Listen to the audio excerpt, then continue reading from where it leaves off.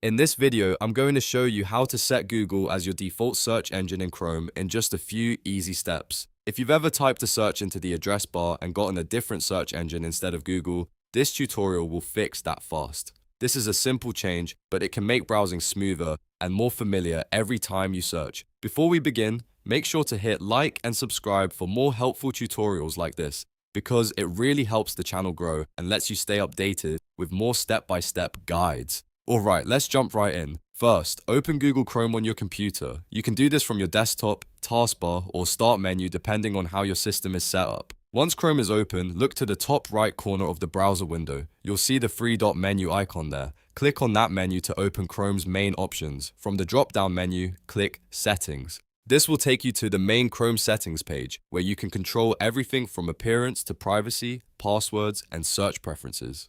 Now, on the left-hand side of the settings page, look for search engine and click it. This section is specifically used to manage the search engine Chrome uses when you type something into the address bar. Once you're in the search engine section, look for the option that lets you change the default search engine. Click the Change button.